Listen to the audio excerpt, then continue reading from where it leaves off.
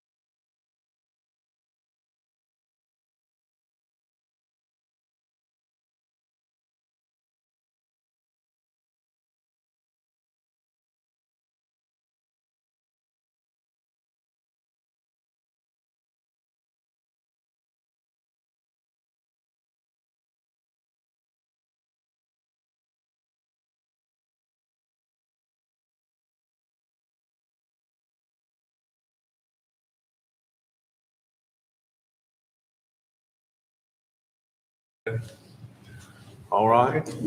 Wind them up, Sheila. All right.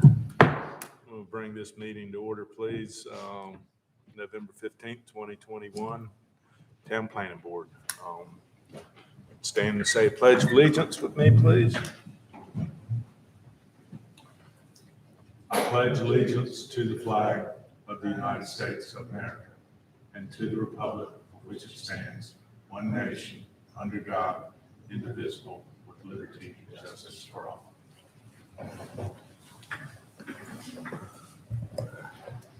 Okay. Everybody okay with tonight's agenda? Yep. Could I get a motion to approve it then? I make a motion to approve the agenda for November 15th, 2021. Thanks, Tony. Thank you, Linda. Okay. We've got the minutes from the special meeting that we had in September. Pretty straightforward. I certainly didn't see anything out of the way there. Anybody catch anything in that one-page set of minutes for the special meeting? And then the the October meeting we have here tonight. The only thing I saw on there, Wes, was on page 2, line 70. It's got planning board member Collins. That probably needs to be alternate, because you had Rich was in here as alternate somewhere else. Yes, sir. But other than that, they look fine to me. Anybody?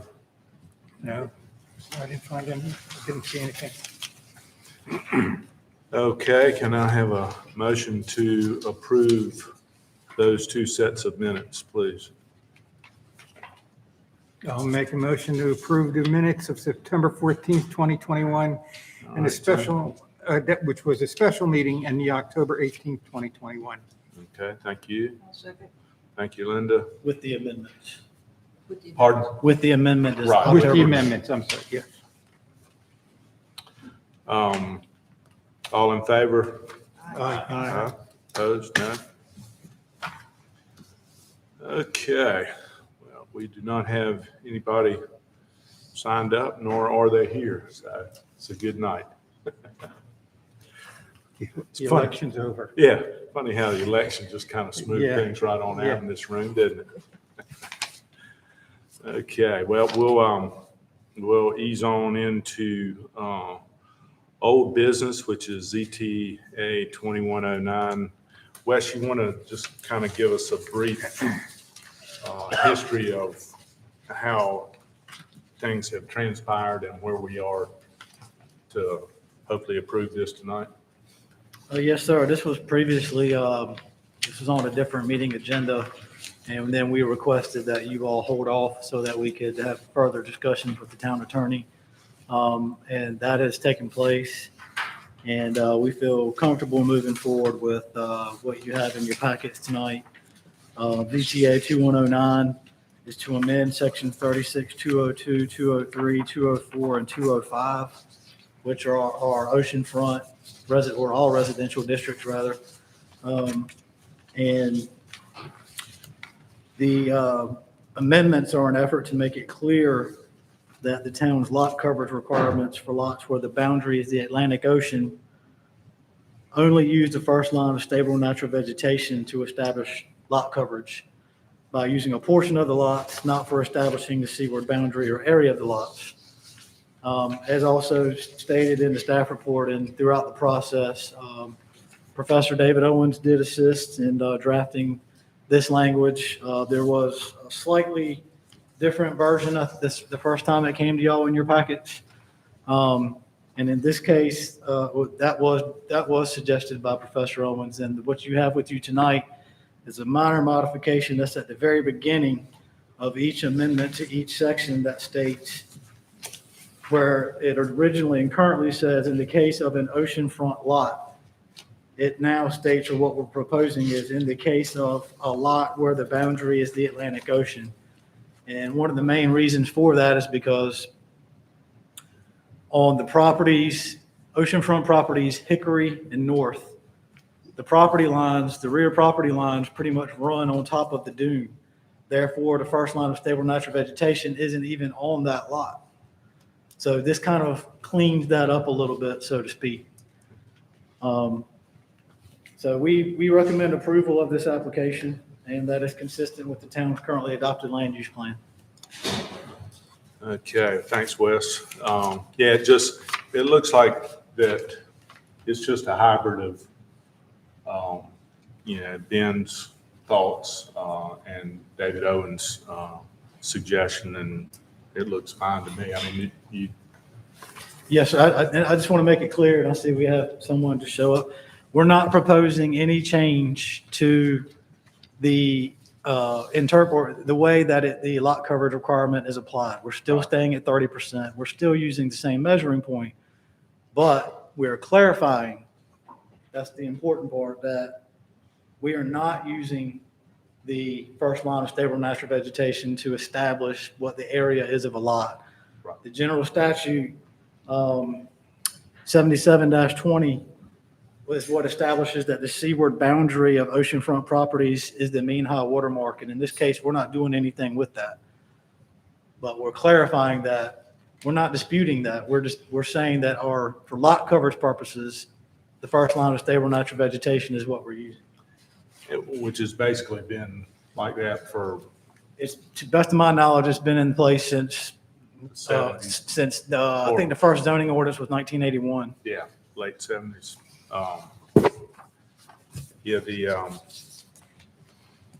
Other than the language, nothing has changed. It's no more or less restrictive than it's always been since the early 80s. To the best of my knowledge, yes, sir. Yeah, no, that's what David Owens has said, and he helped write the original bill in the early 80s when he was statewide director of CAMA. So I certainly don't see anything that we need to to tweak on what he and Ben have come up with mutually. So does anybody have any concern about the CTA? I don't. I think it's clarifies it. Well, I would entertain a motion to approve the language that Mr. Gallup and Mr. Owens have put out there that is applicable in all the zoning districts in town here. So would somebody like to make that motion? I'll make the motion that we approve ZTA 21-09 as it's been, as of the date of 10/13/21, the date of the ZTA. I'll second that, Tony. Thank you. Any discussion? Unseen. All in favor of that motion, say aye. Aye. Opposed? None seen. Okay.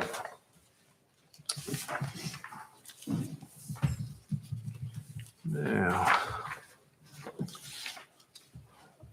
under new business, we've got a ZTA 2110. Wes, you want to give us a kind of a thumbnail sketch of what you've done since the last meeting on produce stands?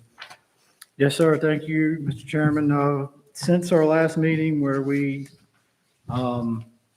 reviewed and discussed the requirements that other municipalities have in place here in Dare County, and you all provided some feedback to staff, we've compiled ZTA 21-10, which you all have in your packets tonight. So I took some of the requirements from the different jurisdictions and looked at Ducks again, looked at Currituck County as well, and I updated the list of requirements that you have in your packets. I don't think Currituck County was in the last one, or Duck, but I know Currituck wasn't. So this is as a result of the town code update project. And at the May 4th, 2021 council meeting, council adopted ZTA 2104, which established prohibited uses in the town. And one of the prohibited uses is produce stands.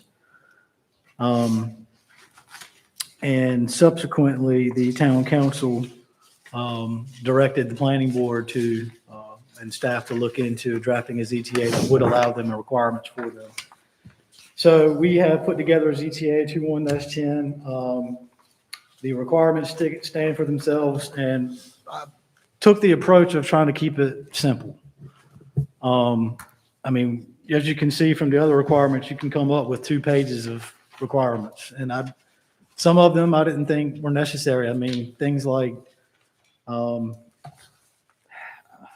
having to meet wind construction standards and tie down standards. I mean, I think there's one requirement in here that says have to obtain a building permit if applicable. There's no reason to have that as well as the building permit requirement. But it hits most of the basics, such as setback requirements. It has to meet the yard requirements for the commercial zoning district. The hours should be conducted between 8 and 7. I think we don't discuss hours at the last meeting. Y'all provided some input there. No additional lighting.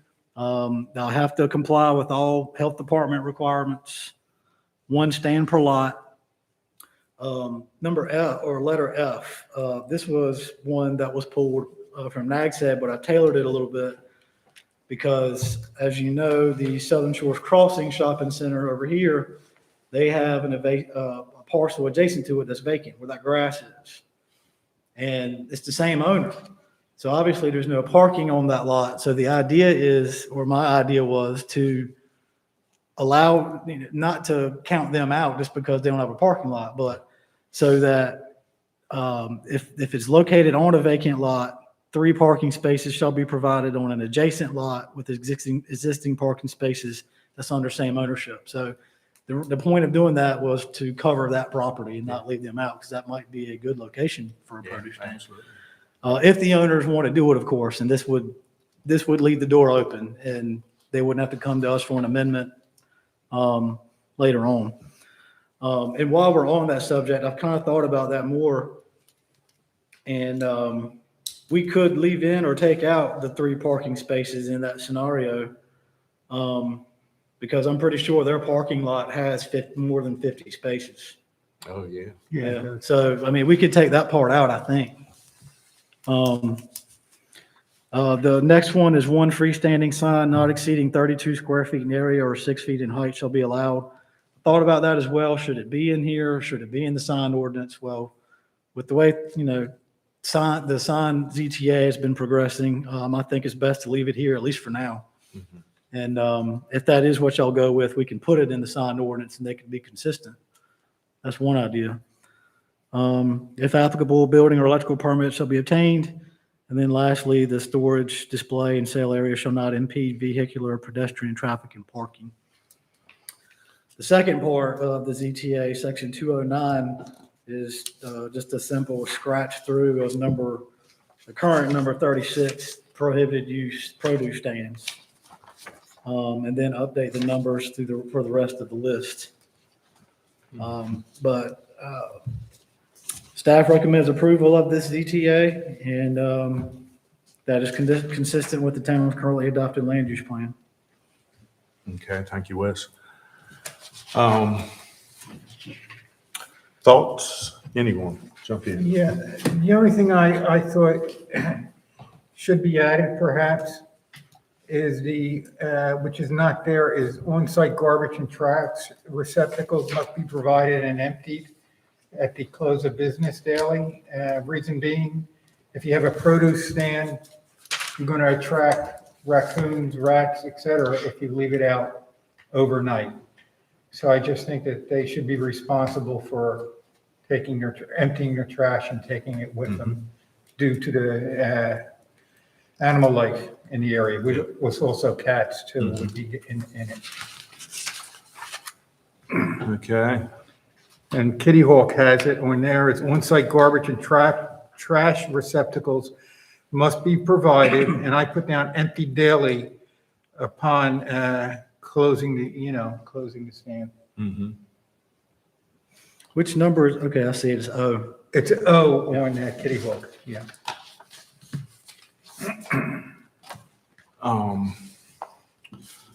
I had a couple of things that we probably need to address too, Wes. One of which, some type of size limit on the initial structure, I think probably needs to be talked about. And then, can you pull up the produce stand picture I sent you today? I just took a picture of Tar Heel 2. Been there for, anybody want to hazard a guess how long that? 3 years? Close. Close? Yeah. 25 probably, I would What? say. Yeah, 25 years? I'll bet you. Yes, sir. And if you get to looking at it a little bit,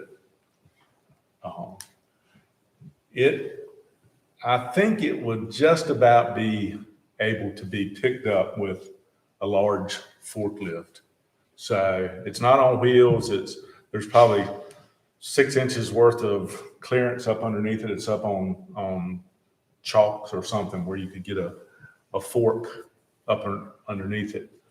But I think that we probably don't want something like that sitting out there year round. That sits out there year round. He never moves it. Yeah, well, he's got coolers inside.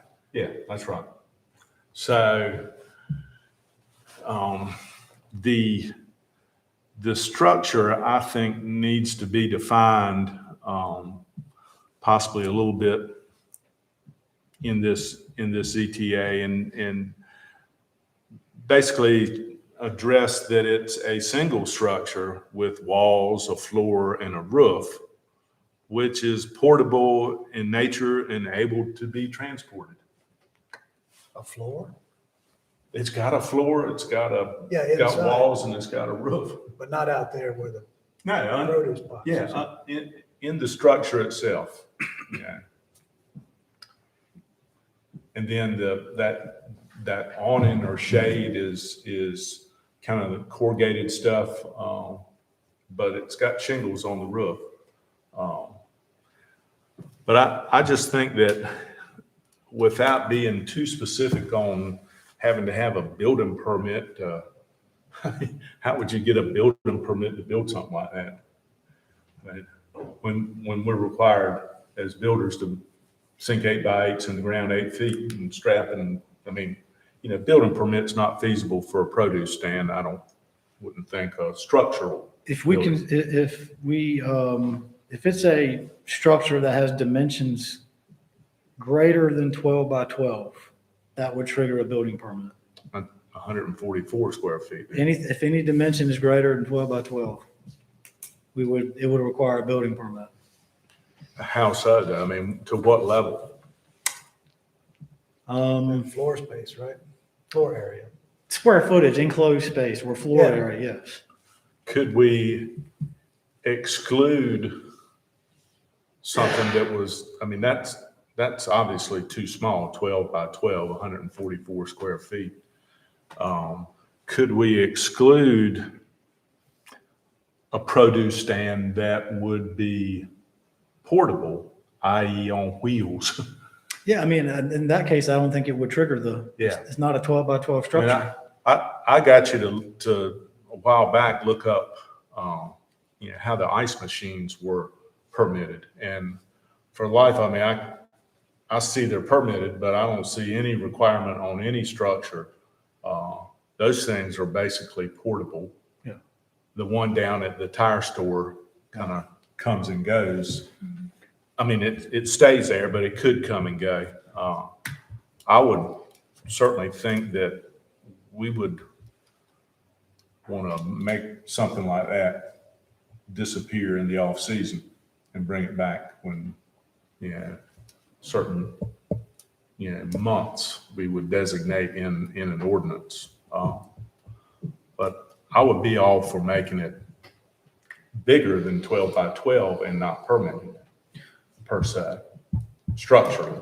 Well, if it's something, if it's the building code, if it's anything that the building inspector, the way it's currently proposed, and I didn't mention this part earlier, is that it's proposed as a permitted use, meaning that it's a use by right, not a conditional use or special use. That means that they would have to submit a site plan, and perhaps, depending on the type of structure they're talking about, some drawings for the building. And then it could be subject to approval through the issuance of a zoning permit, which is done by the zoning administrator. That'd be myself currently. And the building inspector would take a look at it either way. And if he feels a building permit or electrical permit should be obtained, then he can require and we will issue the permit. Or permits, rather.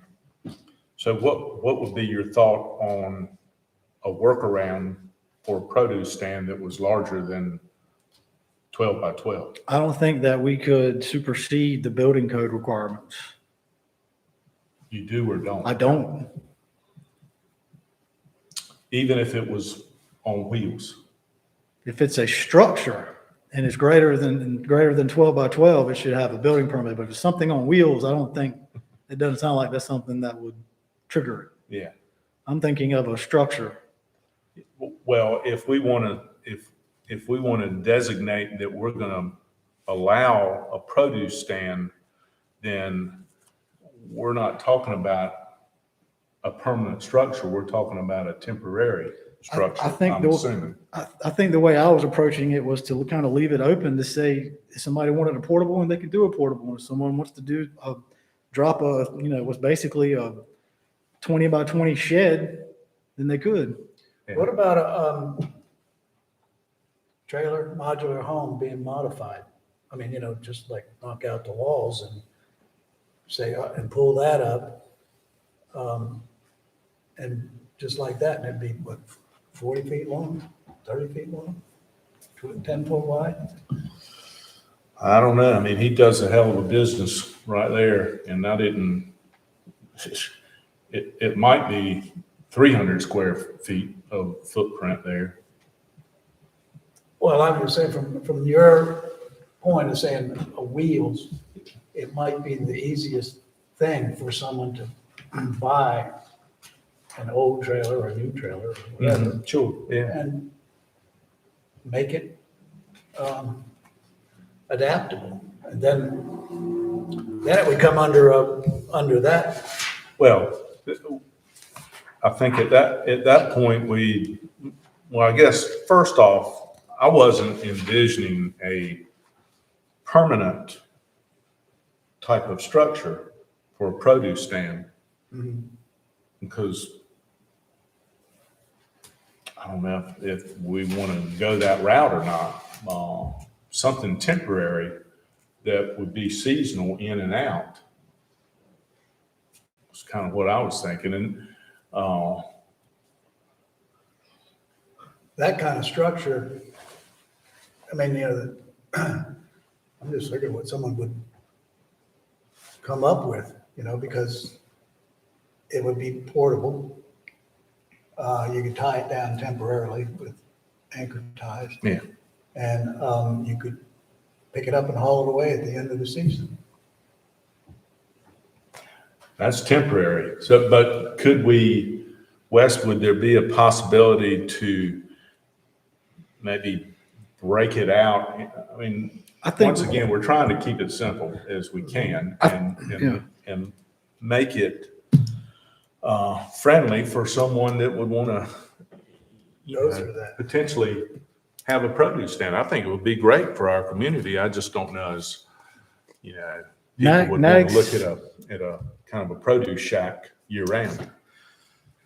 Nag's Head has or a current language that could be helpful. So it's 7.76.4 produce and reservation tickets.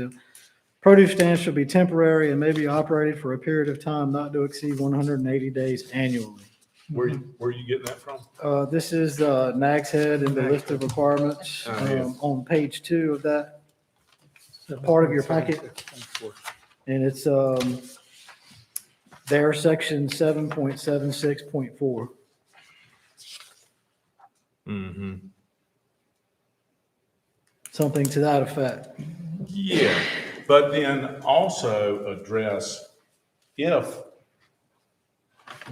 it was, I don't know, more permanent in nature, then they'd have to jump through the building permit process. That would, yes, right now, the CTA, if applicable, a building and or electrical permit shall be obtained in our current language.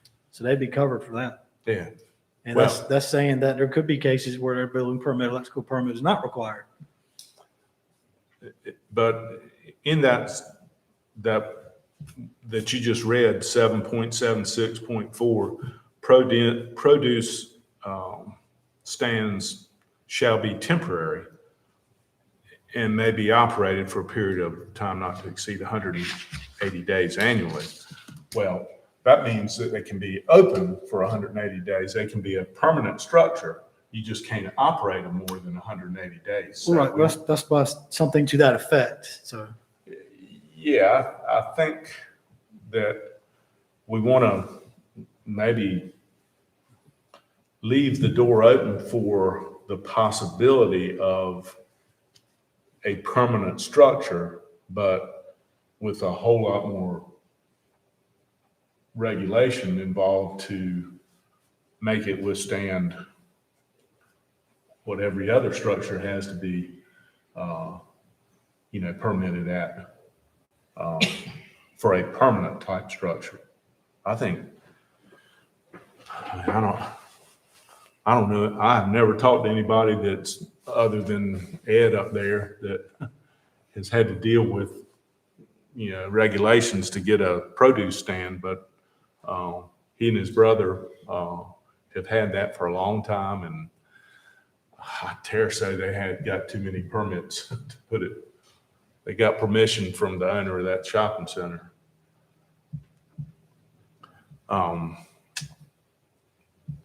But I mean, what are y'all's feelings about a permanent type stand? Well, you see the possibility over here, what would it look like if it wasn't open for business? It would lie vacant for I know, it wouldn't be necessary. 6 months out of the year is what they're saying. 180 days seems a little strong, but Yeah, well, just go with that, but I kind of think it's not real pleasing to go buy something like that when it's out of business. no. That's why I'm thinking, You say you're gonna look ugly for half a year, yeah, but then you're gonna look busy and quaint for the other half of the Yeah. year.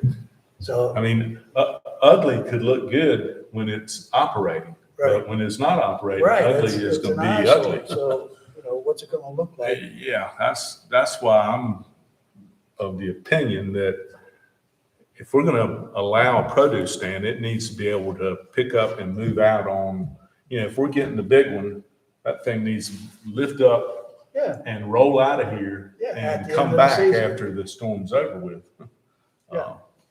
And so then it becomes a temporary type of structure that would be mobile.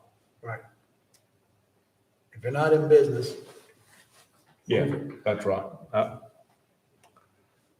Then we get rid of the 180-day eyesore that but is it, is a shuttered building, is what it is, a shuttered structure when it's not in service. how do you view that as an enforcement type thing? It's like, okay, you shut down, When we issued the permit, we would have to put in the conditions of when it would have to shut down and be removed. Well, if we went the portable route, what do you see that we could add to what we have right now?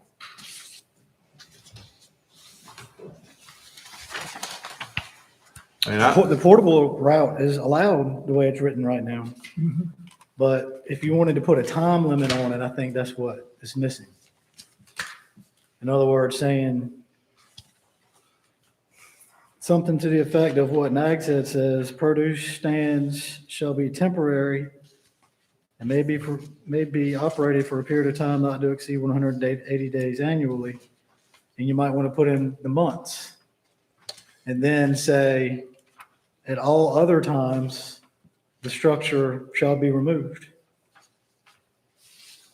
school bus. it could be. Does the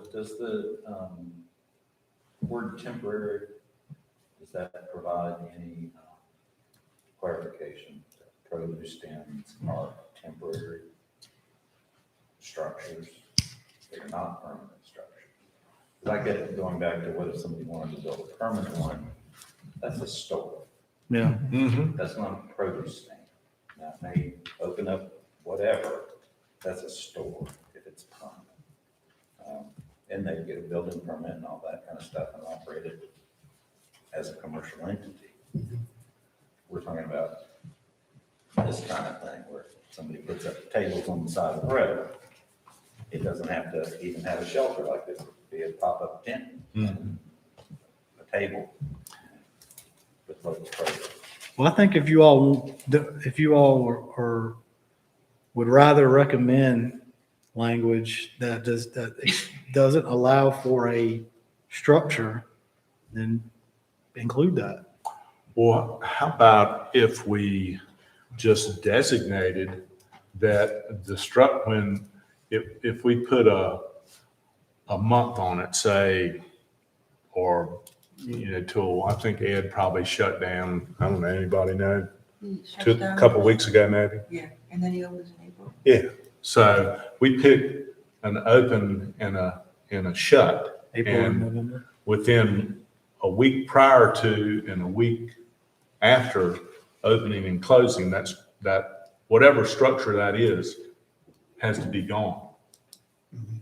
Would that, That would work for us. I mean, Well, on page 3, under 8, it says it's the exact same thing. Any structure, stands, accessories shall be properly cleaned up within 3 days of temporary occupancy. where you at, Linda? Section 3, 8, under duck. There you go.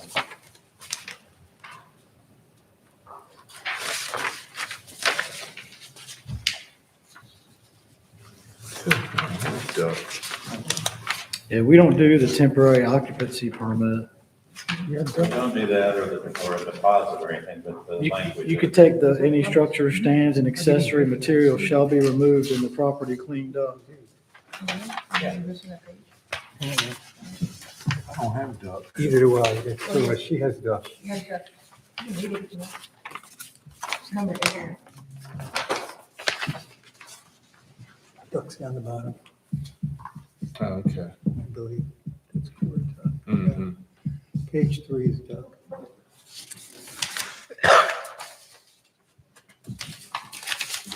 Can you pull up ducks up there, Wes? I think this was from the most recent. I didn't copy it. It was included in your packet. I left it, and I had notes on the original one, and I thought they were the same. I found ducks.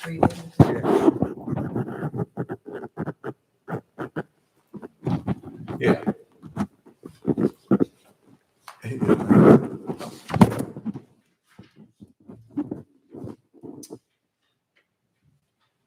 Yeah, that makes sense. That way we can allow it, but it has to be picked up and moved off site, however we word that. Yeah, any structure, stands, and accessory material shall be removed at the end of the period. And I think what we could just establish a period between April 1st and November 15th. Well, why not leave it to the vendor? He gets the same amount of days, but he'll say, all right, I'm gonna operate from here to here. Allow him his own flexibility as to, he's gonna be able to be in business for 180 days. That would be 8 months. Yeah. Now that would be tough, 180 days. Well, I mean, whatever the, You figure they open up, what, middle of April maybe? I suppose he Yeah, wants it's usually middle of April. I think they open up for Easter and close right around beginning, Thanksgiving. So they, Mid-April to mid-November is 7 months. yeah.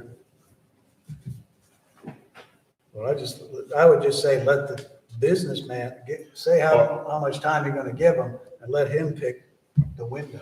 Maybe no greater than 180 days, 6 months, I don't think would be enough. Because I know these guys, Tar Heel, they're open probably 7 to 8 months Yeah, a well, year. that's fine. We just let them say what their time is and be cleaned up by the end of their period that they want. Well, we have to put it in some type of language that we give them A maximum. X amount of days. Right. So 7 times 30 is 210 days. That's fine. Whatever. 180 days seems to be a little light for a produce stand. I mean, the way these guys operate. Yeah. If you leave it up to the vendor, I would make it consecutive days. Yeah. 210 consecutive days. Yeah. Yeah, because from an enforcement perspective, I don't know if we'd have the ability to count how many days they've been open. So do they have to get a business permit from the town, the county? I mean, what? They would have to obtain a zoning permit. The legislature took away the authority to require business licenses a Mhm. few years ago. So would they, excuse me, have to do something on a yearly basis I to? think it would have to be yearly. Yeah, designate their Yeah. open and close time, Yes. not to exceed, And it would be on the face of the permit and the conditions. yeah. Do We they could, have to have a health inspection too? If applicable, If applicable? yeah, it could be. When you get refrigeration, you tend to. it kind of depends on what they're proposing to do. But as a courtesy, we'd probably send it to the health department and just let them know, Mhm. this is what we're looking at. Well, as far as John was saying, continuous days, and then we just need to say the vendor can, give an open and close date not to exceed X amount of days, continuous calendar days. I'm just asking, is that necessary? Or what if you were to just say, shall operate between April 15th and November 15th? Easter comes sometimes in March, and somebody may want to open in March. Sure, yeah. Easter. Yeah. That's fine. I'm fine with the calendar. Calendar or number of days. I don't care about the number of days. I mean, if you want them to go away when they're not actively working, then just give them the. Yeah, I mean, this time of year is, I could go either way. I would just say that, it would be a little bit more flexible if we just established a number of days, not to exceed a number of days, and left it up to the vendor to, How hard he wants to work it. From a staff perspective, I think it would be a little more difficult Okay. to do it that way. so you would prefer, A calendar, a window from X day to X day. okay. Now, do you have any days it has to be manned? That it has to be manned? Yeah, I don't think so. okay. Everybody cool with that? But at the end, whatever end period we establish, it would say something similar. After it, we'll say, may be operated from, just for discussion, April 15th and November 15th, period. Any structure, stands, and accessory material should be removed and the property cleaned up within, and we can go with the 3 days. I'm fine with 3 days. 3 Yeah. days is good, I think. I'm fine with that, April 15th to November 15th. And if it turned out that it was a burden, I mean, it wouldn't take too much fixing with a simple, ZTA to maybe extend or, go back to We could easily come back and make adjustments if we need to. Yeah. So I would suggest that in the ZTA on page 2, we would add letter J. And it would state, I'm just shooting off the hip, may operate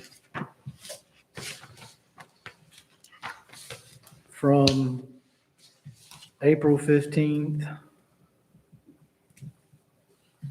to November 15th.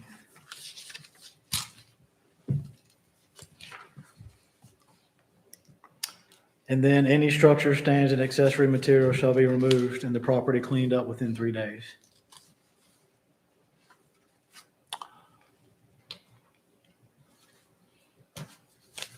That seems to be, that would definitely make it temporary and portable, Yeah. right? How about inserting Tony's initial? Oh, yes, my apologies. With the garbage issue, empty daily, or refuse must be provided and emptied daily? That was, yeah, I already have that. That was, Okay. so that would be Kitty Hawk. Right, That was O. Kitty On-site Hawk, garbage O. or trash receptacles must be provided and properly maintained at all times. So that actually would have been, that one was discussed first. So that would be J. So then the duration would be K. Yes. Mm-hmm. Okay.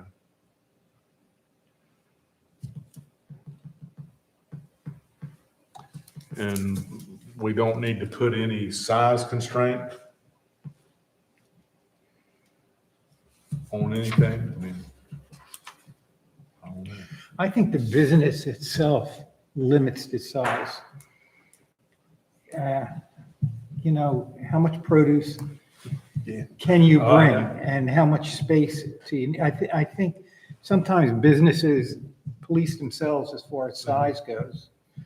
And also, the cost effectiveness of having something really large probably is against profit margin. Yeah. It's just a thought, but I think we could limit the size. I don't have a problem with it, but I think what we're doing is, You're predetermining yeah. Mhm. somebody that might want to put something up. Yeah. Okay, well, Well, let's just think that someone could come in with a school bus or modified trailer, but that's within the realm of what someone could bring to the site. mhm. Because we're saying it needs to be removed, so it needs to have, should have wheels. Yeah. And who knows what somebody else will come up with. But are you okay with that? You know, like an old school bus or an Mhm. old trailer that's been modified? That's just within the realm of what's allowable. It gives it portability, but it might not be what you want to look at. I Yeah, mean, I'm not sure if we can regulate the aesthetics, but so much, other than making sure it rolls out when it's, How it rolls out. yeah, I mean, you know. I think what's it- gonna it- roll. It's vibrant when it's up and running, like you go up to Ed's up there and it's stuff, people are all around and, Yeah. you know, he's, you know, got stuff everywhere. and- Interesting when you Yeah. got plenty of food around. Yeah, but go up there and look at it today, it doesn't look too sexy. So I don't know, I guess maybe if it becomes a problem and, you know, we could try to legislate a little bit of aesthetics, but I don't know how we do it. The only thing that I saw was a requirement that if it was a trailer, that the skirting shall be installed around the perimeter to screen the wheels, axles, and towing hitch from view. That makes it a little nuts. Wes, I had a, sorry, change the subject a little bit. So should we include in here that a zoning permit is required annually? The only reason I say that is because as a layperson looking forward, gee, can I do a produce stand? What do I have to do to do a produce stand in Southern Shores? You know, it doesn't really say that permits are required except for building permits. If it's temporary, I don't need one of those. So I would, the reason I say that partially is to give the zoning administrator a little bit of authority to determine whether or not it's too big, too small, whatever, safe. Could we say that it could be subject to yearly inspection? And kind of leave the door open in case, you know, you all felt that the town felt that maybe things were going on there that needed to be looked at. But as far as what you're saying, Robert, you're kind of thinking just a yearly. Well, they have to get the zoning Renewal. permit, they have to get a zoning permit each year that they want to operate. Mm-hmm. And I just wondered if we should put that in here just for clarity. Would that be a problem, Wes? Well, I should probably back up and, because I can't think of any other scenario where a zoning permit is issued on an annual basis. So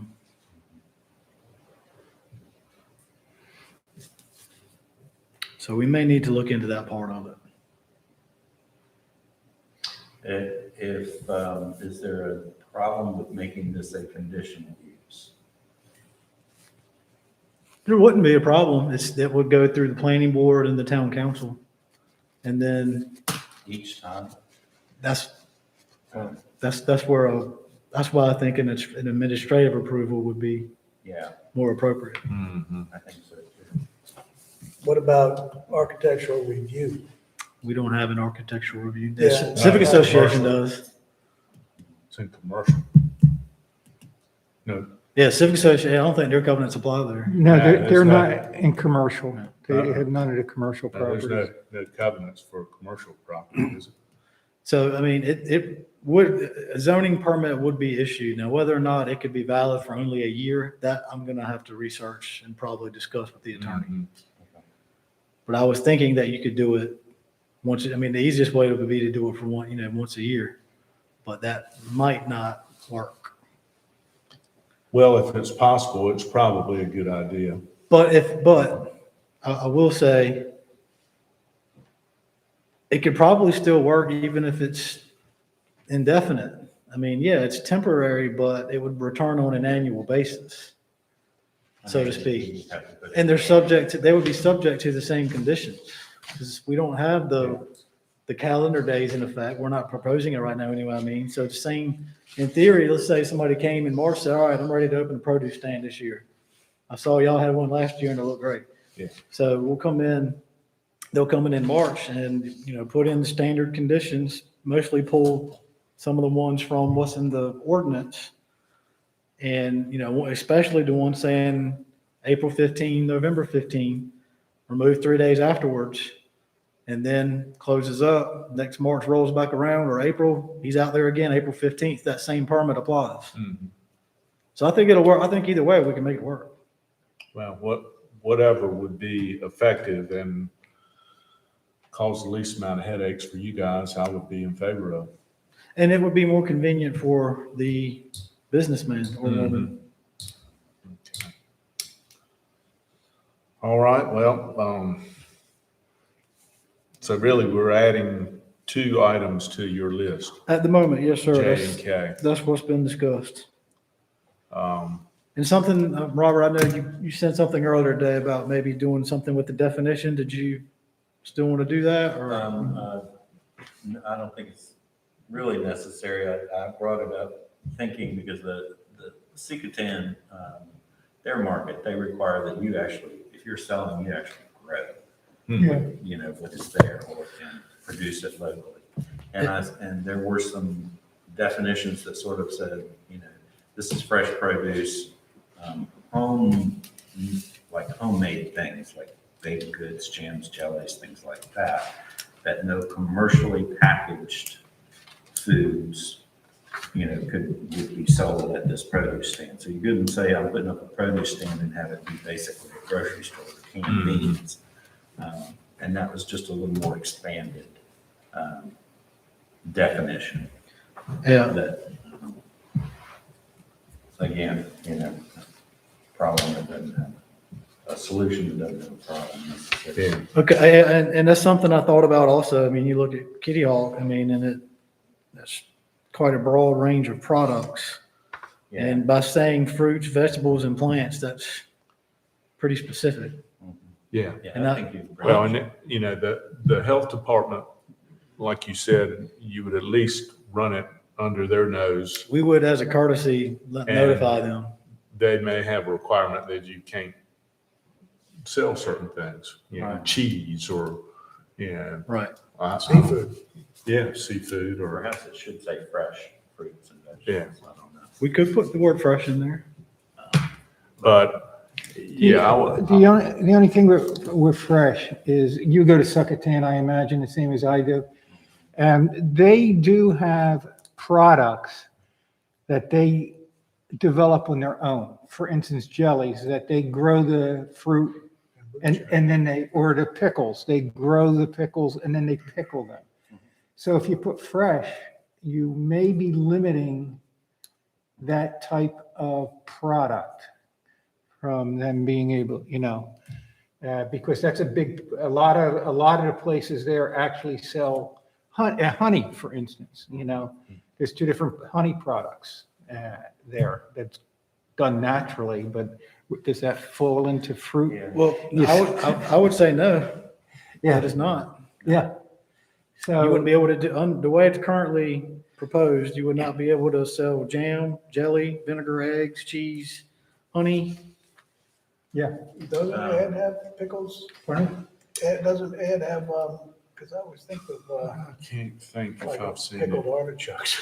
I always go to a place. that's- I know the regular Can you pull up the Carolina definition? up there at Cotton Gin, they sell seafood out of there. Yeah, which- I'm not saying seafood, I'm Yeah. just thinking, products derived from, Yeah, like I think at Sikatan, I think, they sell kombucha, they do. Mm. That's That's- yeah, locally produced. yeah, they sell kombucha and they sell sauerkraut and that type of thing, all locally produced. The sauerkraut is locally produced also. I don't think we need to be in the business of regulating too much of what No. Yeah, is, the health department says the it's, health department is gonna take Yeah, care of what I'm that. saying is if we put down the word fresh, what I'm saying is the word fresh, we're gonna Right, eliminate. yeah.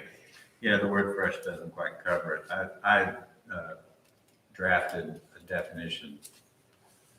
Fresh fruits, vegetables, flowers, herbs, plants, such use may also involve the accessory sales of unprocessed foodstuffs, home processed foodstuffs, jam, jellies, pickles, sauce, no commercially packaged or processed. I think it's the commercially packaged stuff that is, anyway. It's just a more expansive definition. Hmm.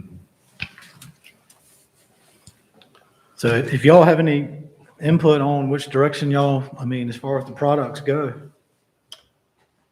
I would, whatever the health department, yeah, that's what I would say. We would defer to them. I mean, certainly a produce stand has to get some kind of health inspection, Yeah. I would think. they say you can't sell seafood other than, Ed got one, they can sell Yeah. shrimp, I think.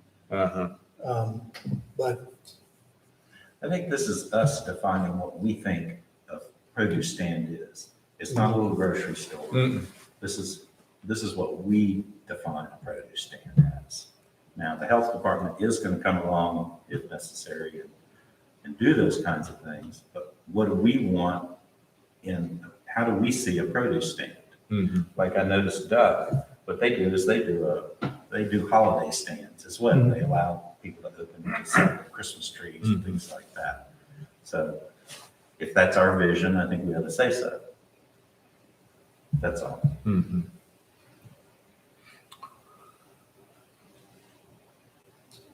Well, I mean, And the other thing is leave it as it's written and see if we have a problem, yeah, If there's a problem, people are out, selling all kinds of crazy stuff.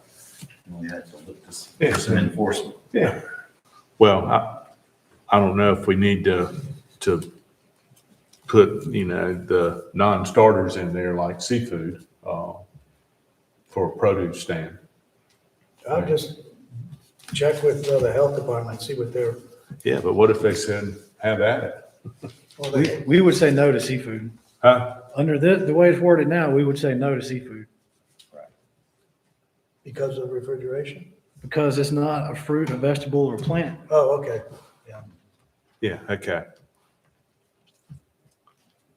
They would be limited to fruit, vegetable, or plants.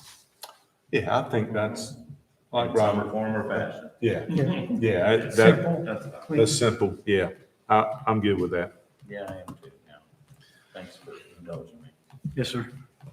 Do we need to address restrooms? Because the employees will need access somewhere. Good question. I didn't hear the question. Restrooms. Toilet For facilities. employees. I've seen it. I think one of the other requirements addressed it. One of the other locations requirements addressed it. Well, I guess they have access to some business, don't Well, they? Employees. Ed does. I mean, Yeah, yeah. So if you're, that's a no, he's gotta have a place for people to go if they need to go. I would, I think that might take care of itself. first thing that came to my mind is that would be something that the property owner and the Yeah, businessman or woman would have to work out. leasing the property. I mean, we're all thinking about, over at the Southern Shores Crossing. To me, that's the ideal spot. Right. And if it were to be the marketplace, then they would have to work out something with the, I guarantee you, the marketplace food line would kick like hell to keep any kind of produce stand out of their lease with Aston Properties, that they would be competing with the produce stand, Yeah, and that wouldn't work. I would doubt that Ashton would allow that to occur. Now, the Stones over here at Southern Shores Crossing, there's nothing over there that would compete with the produce stand. So realistically, that's probably yeah. where one would go. and the health department may have something to say about that. I don't know. Yeah, well, I guess once again, we just defer to, Yeah, Kitty Hawk said sanitary facilities shall be required in a manner consistent with the International Building Code for similarly sized retail space and should be located on subject property and within 200 feet of the market. 200 feet. well, we're not putting that in. So like we're saying, the vendor would have to work out that with the owner of the property. I mean, I don't know as we need to try to regulate that.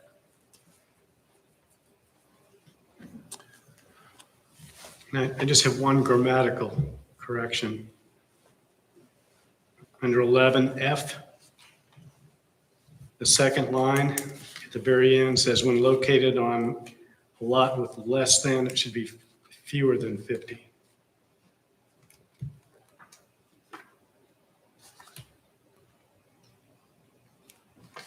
When the second sentence, when located on a lot with less than 50. Yeah, it should be on a lot with fewer than 50. My sister taught English, so she beat the stuff into my head. So I'm getting back at her. All right. That was taken from Mag's head. Yes, well, that makes sense. While we're on that, actually, if you don't mind, I'll bring up just one more time. In F, the same section, the last sentence, should there be a minimum 3 spaces required when provided on an adjacent lot? My question is, leave in the 3 parking spaces or take it out? I think you could take it out, Wes, Yeah, of course. because it's a requirement that probably isn't necessary. Thank you.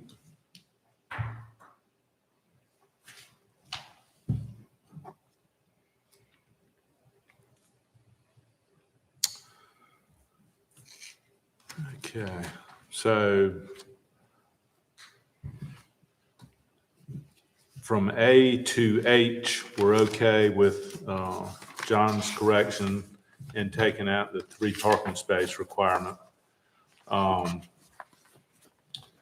then J and K, do you want to read those back to us, and then we'll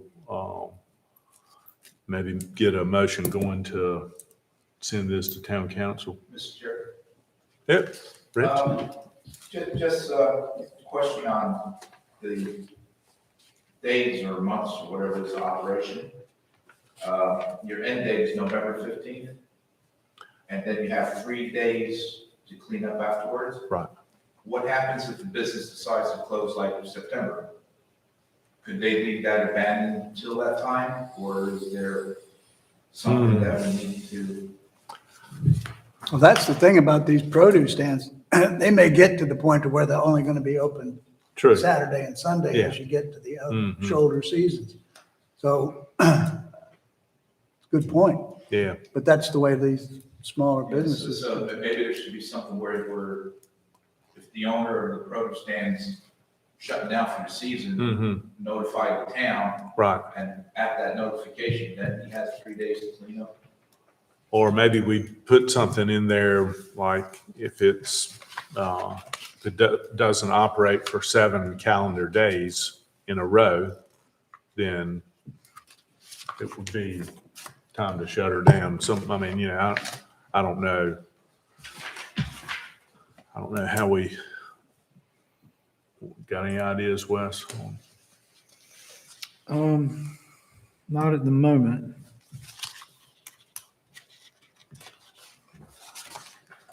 And most of them are certainly open for, you know, a pretty good while in the fall, you know, selling pumpkins through Halloween but yeah, if they all of a sudden decided to, You know, then you'll have a vacant building. Yeah, that's for right, 30 or yeah. 40 days. Sure, yeah.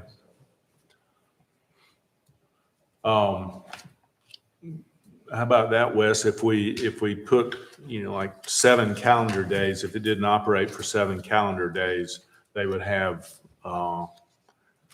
you know, I'd 3 go- days to pick up and I'd go a little more than 7, because it could be 10. 2 weeks. If it doesn't operate for 2 weeks, Yeah. anybody? Well, that could be triggered by a storm. It could be triggered by a Yeah. health emergency. Mhm. 2 weeks would be adequate, you think?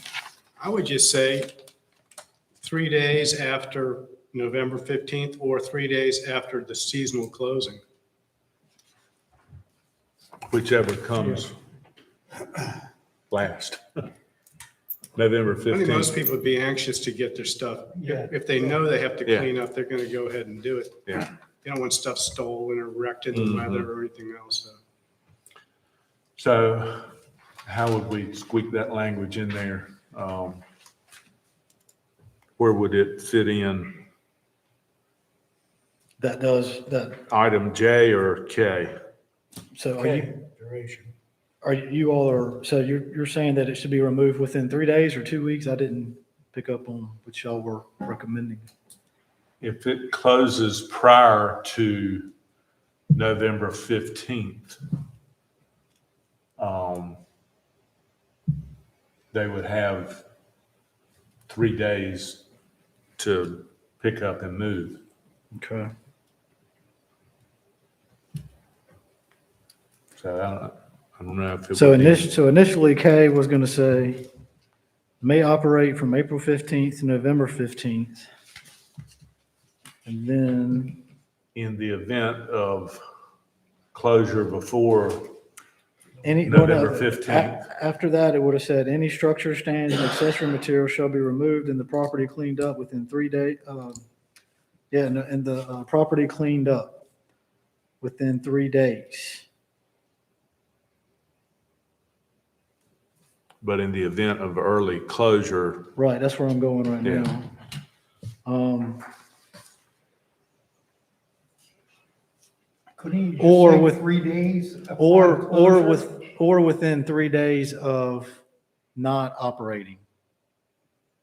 mm, We of, were talking about not operating, would be tough. But upon closure, so that Or- yeah. covers the November 15th, but it also August 2nd. Upon If they close down August 2nd, they have 3 days to close. So you just want to leave it, so you just want to go with addressing upon closure?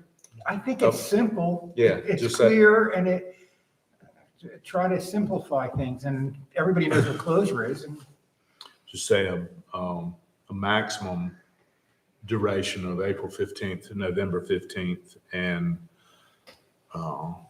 upon closure prior to November 15th, you still have 3 days to pick up and be gone. So yeah, it would just basically say, any structure, stands, and accessory material shall be removed and the property cleaned up within 3 days. 3 days of closure. Mhm. 3 days after, 3 days upon closure. I think just saying that. yeah. Yeah. I mean, however. Seasonal closure. Mhm. yeah, because it is a seasonal stand. Yeah, that way. it's not sitting there for an additional, 45 days if they chose to pick up. So in K, it would say, may operate from April 15th to November 15th. Any structure, stands, and accessory material shall be removed and the property cleaned up within 3 days upon closure. Seasonal closure. I mean, you gotta maybe define, if it closed for a health emergency or, storm or something like that, I think it would be seasonal business closure. Upon seasonal closure. Yes, or seasonal business closure, or, I think seasonal would cover it. All right, I think I have it all. so does that give us enough to make 3 or two extra entries under 11, J and K? Is that enough to send to town council for their review? We appreciate your input. Well, I mean, that's what they want, right? Yes, sir. This is it. Are we inputted out? Anybody have any more? We're out of it. Yeah. I want to know the council member that suggested this. Anyway, now I think all of these things are reasonable. You've tried to keep it simple. We've complicated it a little bit more, but I think if someone wanted to operate a produce stand in Southern Shores, we could certainly work with them with this. I think so too. Yeah. So I would entertain a motion to approve as written with J and K that Wes has scratched in, and move this on to town council for their review. What's the changes in F? There was the 2 changes in F. Oh, yeah, well, and, right, Linda, thanks. The 2 small changes in item F. Fewer, taking And- out, using fewer instead of less, and saying a lot, when located on a lot, No, when located on a vacant lot, parking spaces shall be provided on an adjacent lot. the three spaces were, Just taking out the 3 spaces. right, Minimum of 3. A minimum of 3 is what's taken out. yes. Okay. All right.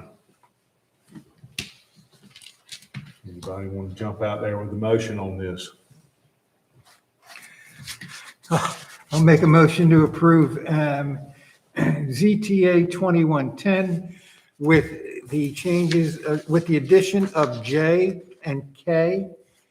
And on F, the deletion of 3 off-street parking spaces shall be provided.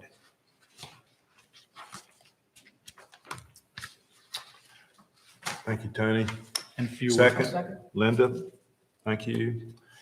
Any further discussion on that?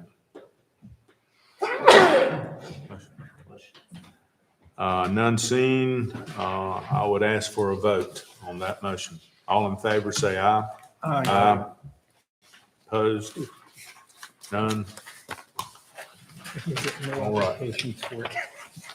All that working, nobody will ever ask. Well, I never know. I mean, it's there. Okay.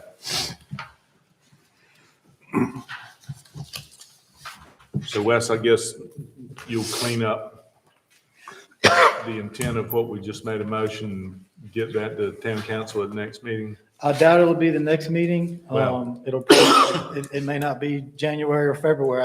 That's something I Yeah. tried to discuss with the town manager today. We weren't able to get together to discuss it. But whenever it's possible, we'll put Okay. it on the first possible meeting, council meeting agenda. Right. They have some organizing to do, and Gotcha. Okay, well, let's get over here to item B under new business, which is discussion of potential amendments to Town Code Chapter 26, solid waste. Wes has given us the entire chapter 26 on solid waste.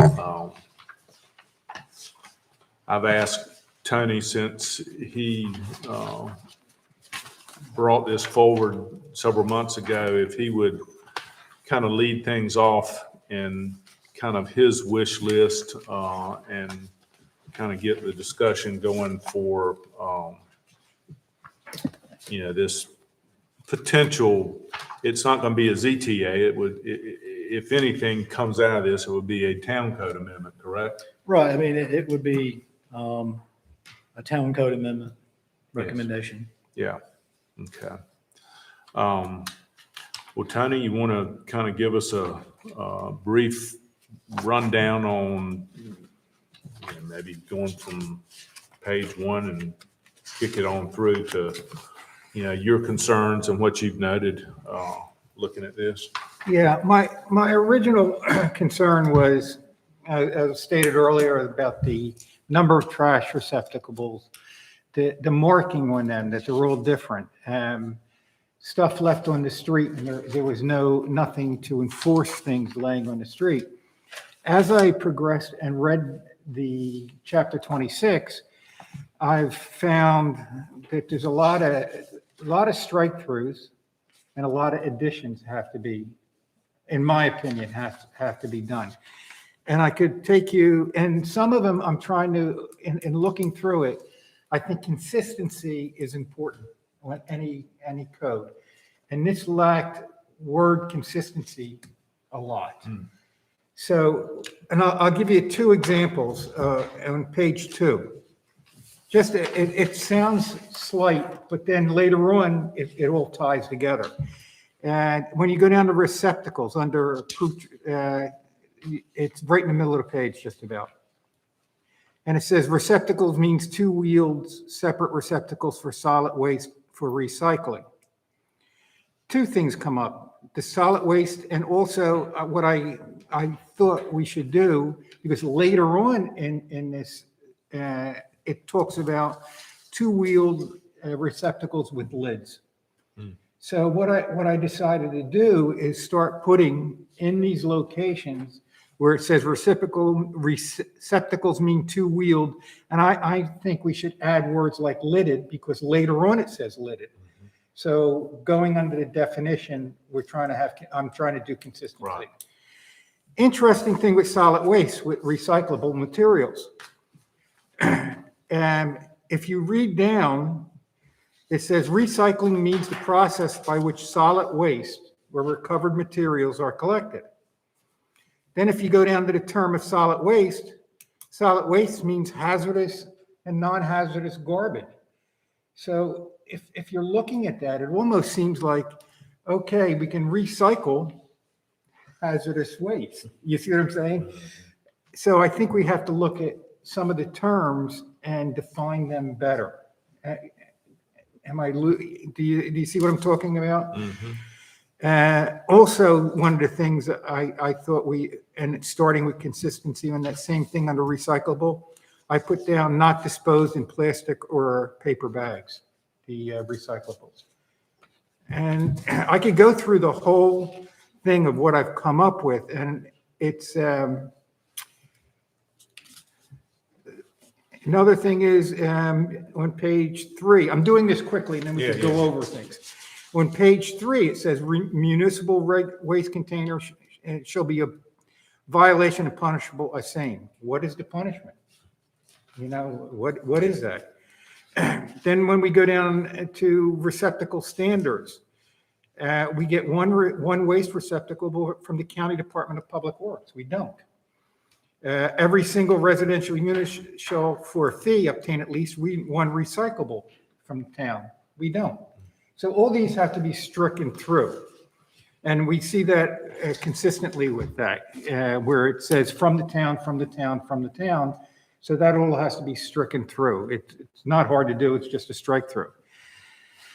Then on 26.5, we have the 4 feet of clearance between trash cans, which I agree with.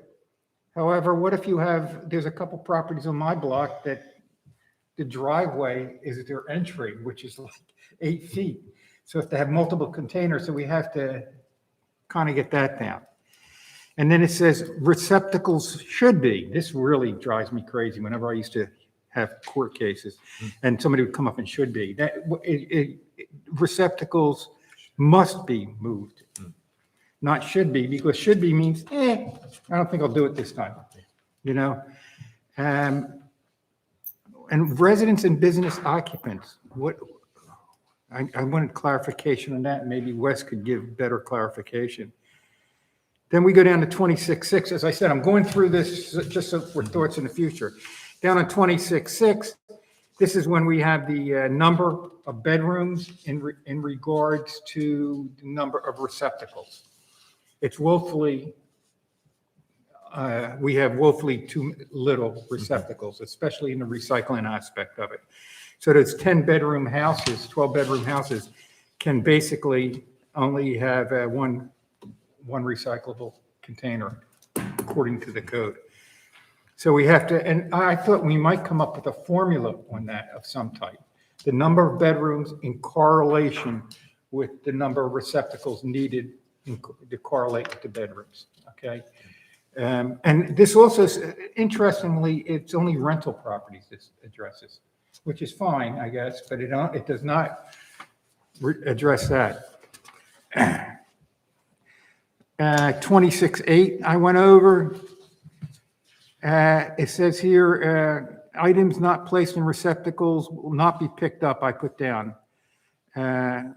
And I have, or removal within 24 hours. That's just, we have to work on that and discuss that. And I'm looking at a citation, if it's 3 times in a row or 3 where they leave their trash on the street. And then again, on B, 26.9B, again, I put down for consistency that plastic and paper bags cannot be placed in the recyclable with the containers in there, you know, the recyclables.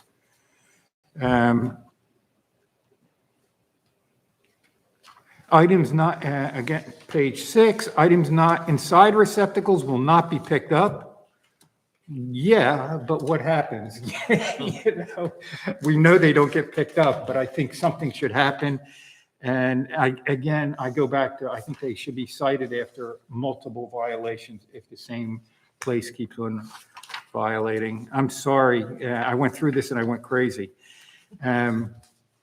Yard trimmings and waste I found interesting. Wes, is that still not allowed in the trash pickup? Do you know off the top of your head?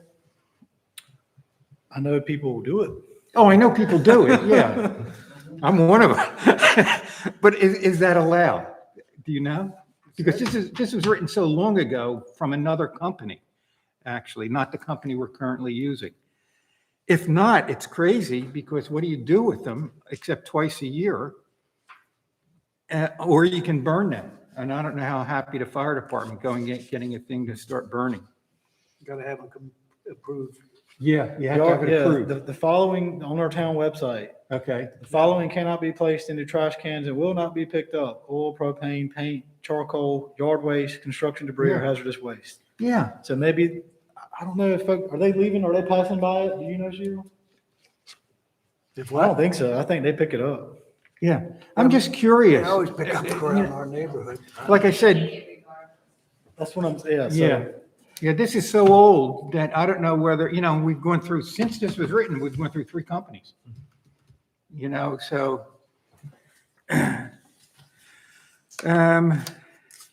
don't want to go into it too much. Some of these things are very long, and I thought we could simplify it. And then we were talking about material approved for chipping on the town, maybe placed temporarily in the street right away, immediately in front of the owner's house. And I have, and chipped by the company, by the town. I think we ought to change it, chipped by the contract with company. So it's a lot of little things I'm putting, I know, but I'm willing to strike through and rewrite a lot of it. But I just thought, that's kind of a quick thing, and it's not talking, we didn't talk about I also believe we have to label the containers. That's nowhere in here.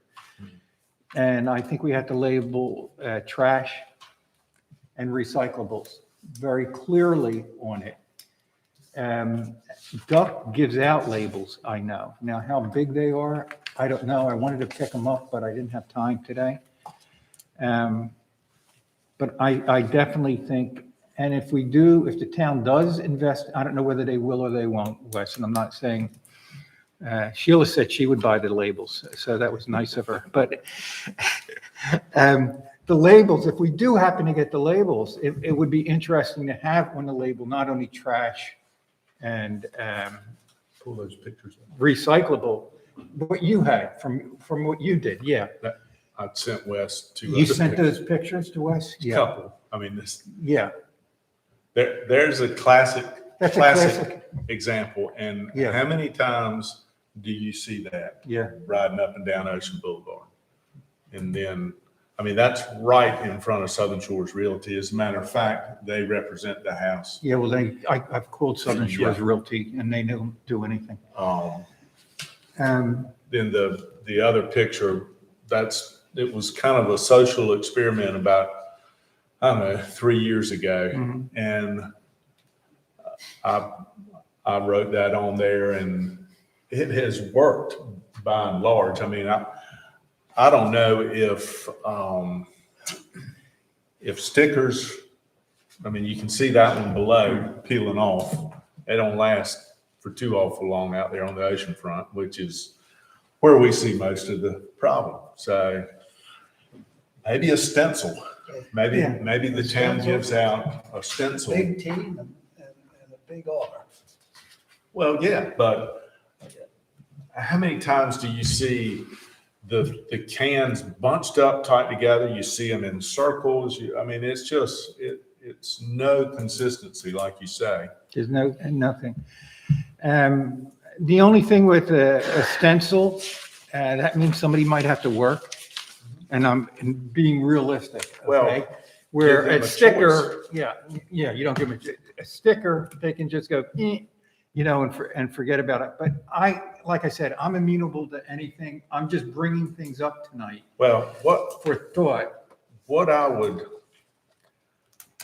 would say for us, a lot of this is going to be up to town council, how much Yeah. they want to dial into fixing an obvious problem.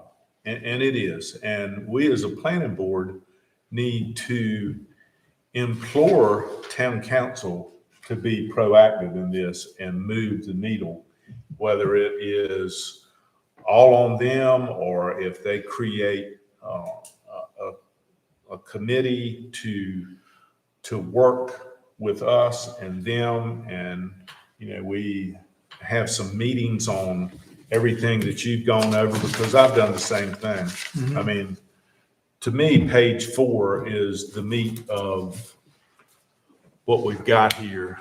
And that is Yeah, how many receptacles Yeah.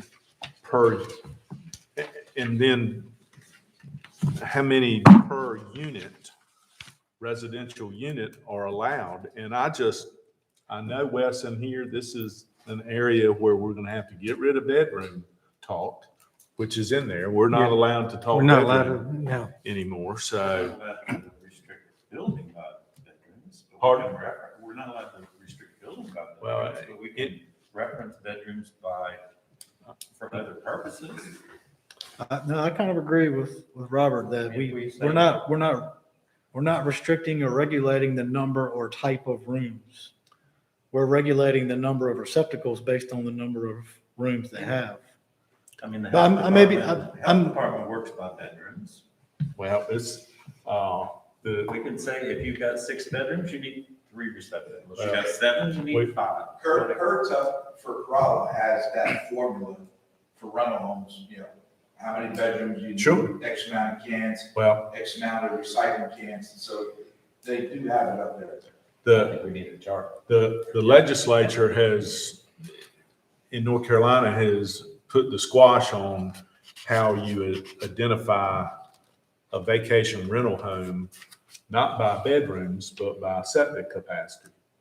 And basically, it's the same thing, because when you go get a health permit, Robert, down at Dare County Health Department, they look at your plans and how many bedrooms do you have? But Wes can tell you that we can't restrict the number of bedrooms in a house permitted in Southern Shore.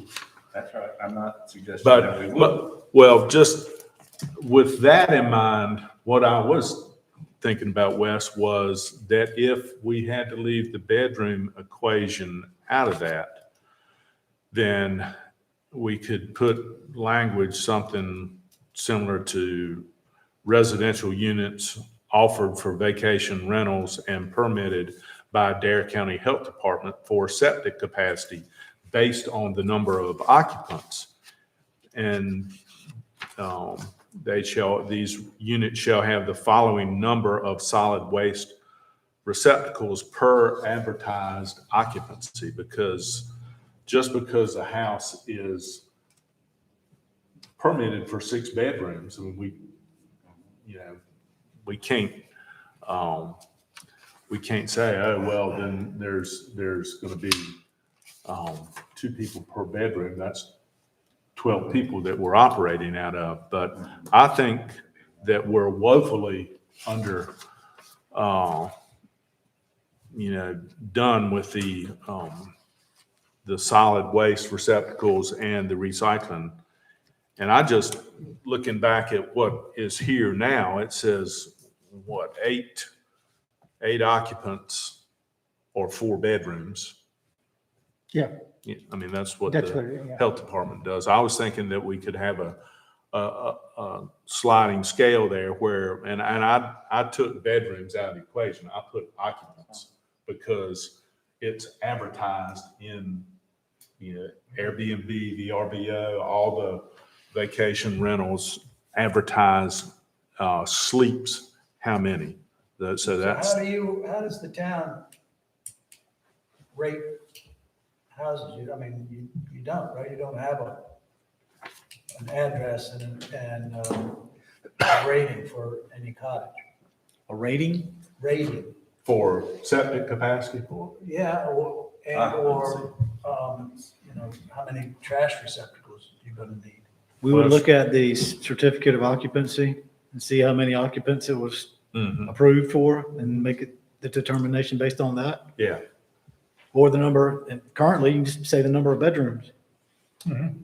If it's a So 4-bed, you think bedrooms suffices for I mean, a regulation? we can look into it, but just bringing it up in conversation, I'm thinking that it's probably okay, but I would be glad to explore it. Right.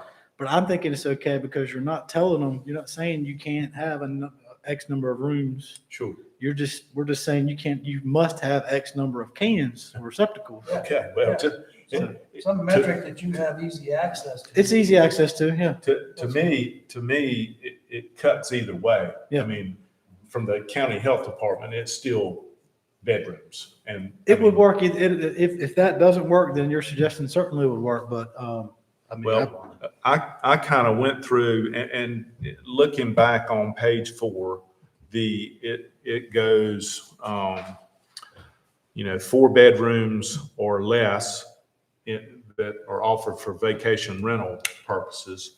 4 bedrooms or less requires at least 2 receptacles. 4 bedrooms or less.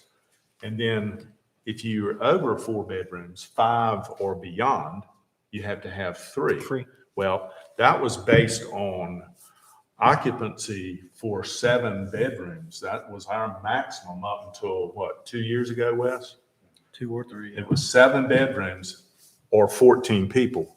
We have 2 houses on Ocean Boulevard that have a septic capacity for 24 people. 24 people, that's 10 more than this regulation was geared for. And then there's another house farther down on Ocean Boulevard at the split that is, I think it's 9 or 10 bedrooms.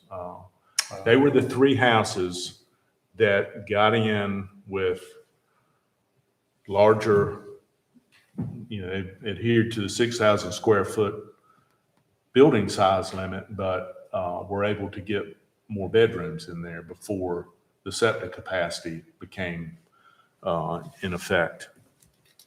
So those three houses, two of them are pretty visible violators. Yeah. On multiple occasions, I've gone by and seen trash out in front, cans filled to the max. So we've got to regulate those. Yeah, and it also calls for 5 bedrooms and above, only one recyclable. That's also kind of Right, interesting. It's 1 and 1. Mm-hmm. And the other thing is, if you read the regulation, trash that's put in, the lid must close. And how often do you see no lids or the lids up? And I know you can't regulate everything, but I think if you clarify things a little bit and send it to the real estate agents, if they do anything with it, but That's the key. that's what I. Man, how do you enforce all this? Yeah. It's a nightmare, but it's complaint driven. And I think that, and this is all stuff that town council is going to have to take on. We can sit here and talk about it till we're blue in the face, and they may go, how do you enforce it? So, but I think as a board sitting up here that's kind of an advisory to the town council in matters such as this, we need to make some strong suggestions on what we would like to see occur. And obviously, one of them is a graduated scale for the amount of occupants that house is listed for by the real estate company, and or the septic capacity with the county health department, and have a scale for the amount of receptacles that they have. And then, we just got to build onto that. But to me, that's something that's really got to get addressed and sent up the line. Page 4 is the meat, like you said. The only thing is, we'd have to strike other things or add, because there's a lot of contradictions in it. So if you read it all the way through, it'll contradict itself at times. For instance, earlier when I said about the recyclable and the definition of solid waste is hazardous material, and then it says that's part of the recyclable aspect. And so there's a couple things you just have to clean up, I think, concerning that. The other thing was, there's a lot of little things. Refrigerators put out on bulk day. If they're close to children, you have to take the door off. Well, close to children, just get rid of close to children. Just say you have to take the door off. Well, so there's a lot of strikes. That's a lot of housekeeping, issues within the ordinance. Within the ordinance, But just striking the stuff. meat of, what could take the heat off of what we see on a daily basis driving up and down, Ocean Boulevard through our town is stuff like that. Yeah. 2 containers that don't have lids. Should they be required? Should the town require them and put something with some meat in here that says you can't roll a can out without a lid? We're not going to pick it up. It's in there. I know. It's in there. But But then, why not just pick them up and throw them away? Or take them back to the yard and say, hey, What? you're out of trash cans, go buy some new ones. It's $100 a pop right That's all there. right, they're defective. Yeah, there's tons of it, and that's where a lot of the litter comes, is they get filled up. I took that picture 3 days ago. It's right down about 80 Ocean Boulevard, 83, yeah. They're not compliant, they ought not to be able to put them back out. Well, but who makes that determination? The town has to Yes. say, we're not standing for this anymore, and go to the real estate companies that do business in town here and go, you're on a short lease here, folks. You do business in our town, you gotta do it this way, or we're not gonna pick your trash Are up. these are these cans available over at Solid?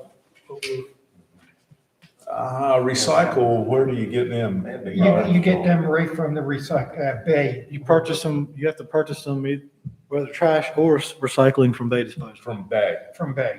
yeah, it used, So you over encourage them. right, or they'll deliver them. I think they'll deliver them. They deliver because I had it done about a year ago. And you can, and they can also, if it's a defective can and it's clearly a result of the product, an inferior product or whatever, then they can take care of that. But if the lid breaks, then you can order replacement lids. Yeah, oh, I've done it, but But yeah, we don't, unlike other towns, we don't provide the we cans. used to. I've still got the exact same can I was given for free. I've never, but, Yeah. you know, I don't have cars whizzing by 50 miles an hour and running over my can, you know, it's.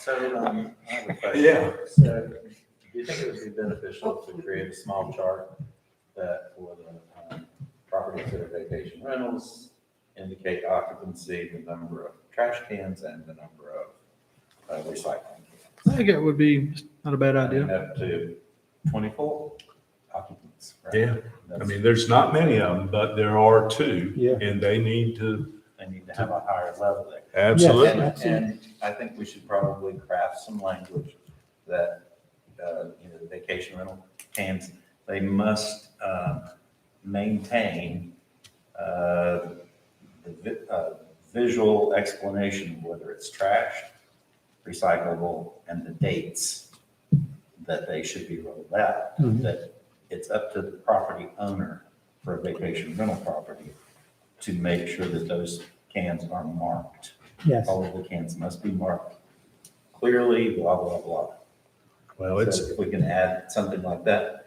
And did you say that sorry if I'm putting words in your mouth, but did you say that you had been through it and you would be willing to strike through, underline, all of that stuff? Yeah. If you could do that, that would be a huge help for Wes.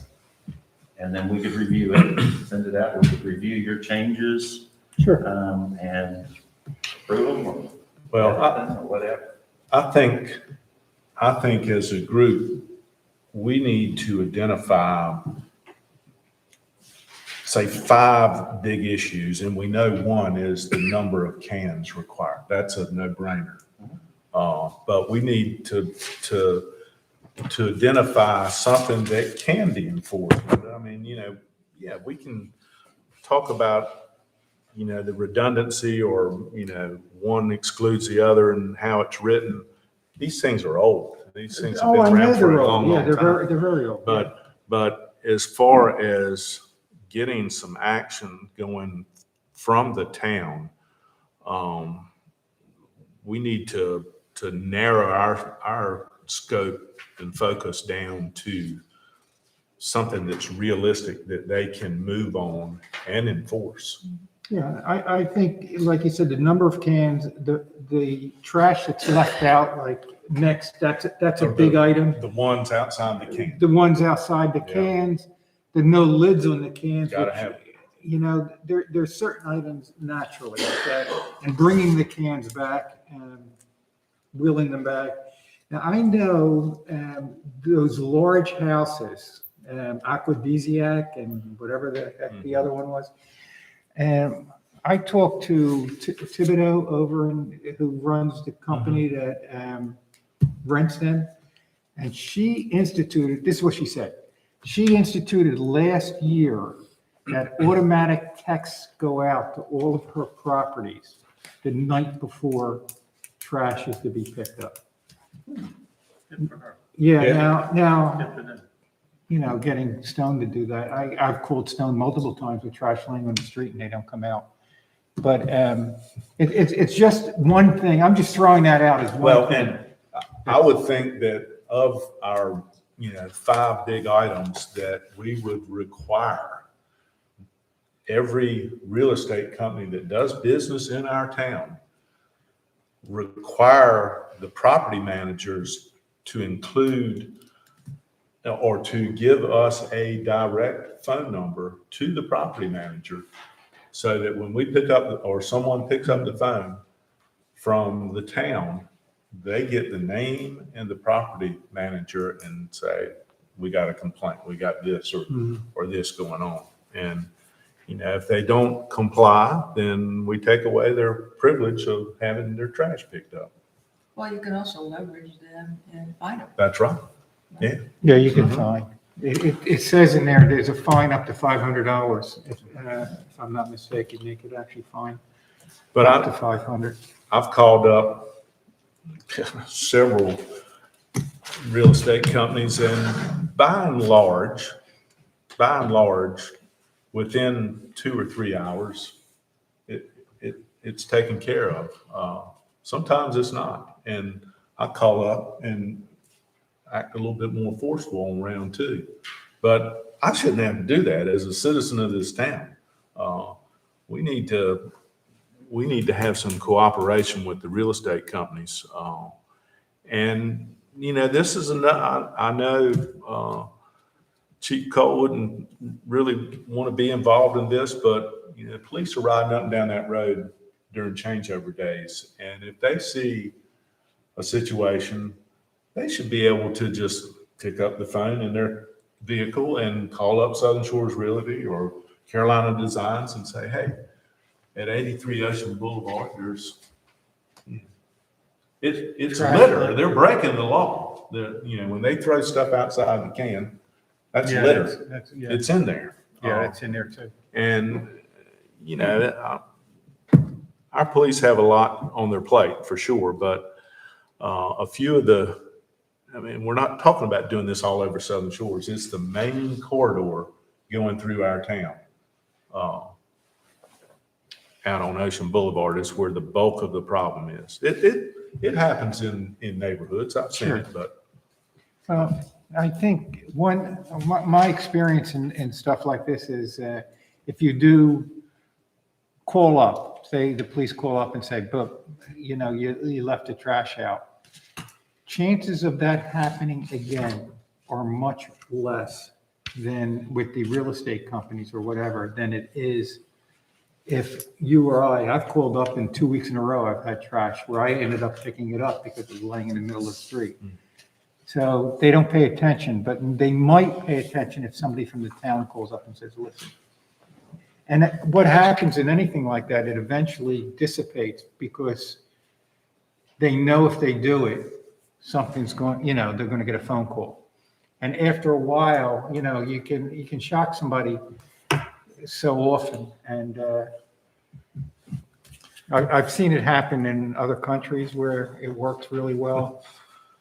Wes, how many phone calls do y'all get trash related? A day, several a day. A day? Well, mostly on collection days, but also on non-collection days. What do y'all do about it? Call up the, Well, most of them are, we've missed the trash. Yeah. Or recycling. so it's not about stuff like that or over, stuff on the, No, not really. yeah. During the summer though, I'll get complaints. I mean, it'll be someone saying, the house is over here across from Southern Shores Realty. The trash is all out on the ground. Yeah. And Just like that picture. usually they're pretty responsive. Yeah. But I think there's been some changes in the management companies, but for the most part, the realty companies work with us. Yeah. But, But you think about it on a Saturday or Sunday, we dare not go out. We're not going to be riding up and down Ocean Boulevard if we can help it. But the police have to. And if they had in their database, in their vehicle, who the property manager is for number 83 Ocean Boulevard that has trash all over the ground, they call them up and go, hey, this is Chief Cole from Southern Shores Police Department. We got a problem here. Yeah. But if we sit here and pick this thing to death, which is what you really want to do, I know, because the only thing is whenever I read anything, any ordinance, or if I go to the book to read something, which I do, and I see contradictions, as a layman, Yeah. I go, what are they talking about? You know, it says this, but over here it says this. Yeah. And no, yeah, you think I want to pick it apart. I don't want to pick it apart. I Right. think there's major things that have to be done, and that's what we focus Mm-hmm. on. However, if we're rewriting it and you see something that should be struck out, if it's being rewritten anyway, just strike it out. It's not that it's, you know, that's just my opinion, but I think we have to focus on the trash receptacles, what's left outside, the condition of them, you know, and labeling them. They're the main, that's the meat of what we want to do. Exactly. I was just surprised when I read this and said, Yeah. you know, wow. Well, I think we've got to take, you know, small steps to make big improvements. And like you just said, if we can narrow down about 5 big Yeah. issues that we can implore the town council to start working on that would have an impact with the real estate companies and be somewhat enforceable. There's nothing that short of, you know, martial law out there to get people to understand what they're supposed to do. I mean, they're here on vacation. This 1 week they go. I get it. But I don't know, you know, what our next step here would be. What do Yeah, you think? I think what the next step is, if we all review, I'll worry about the other things, but if we review, page 4 is really the meat of what we're talking about. I think that's really important. And section 26.8.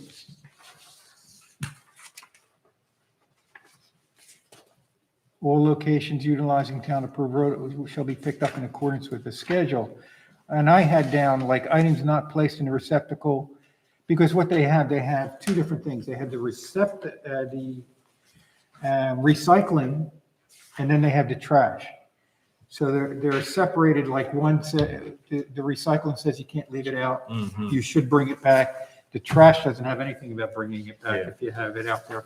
So I think those 2 items, we have to merge them as far as not leaving it on the sidewalk next to the trash cans.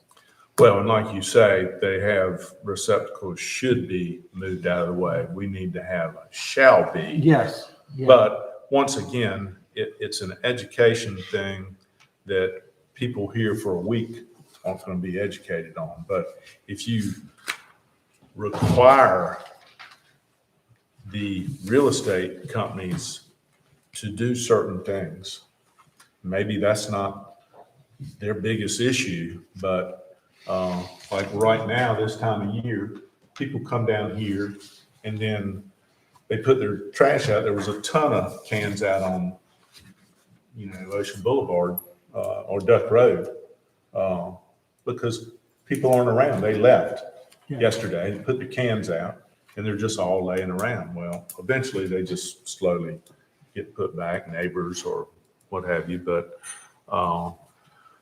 most of them are rental properties listed with the rental agencies here. So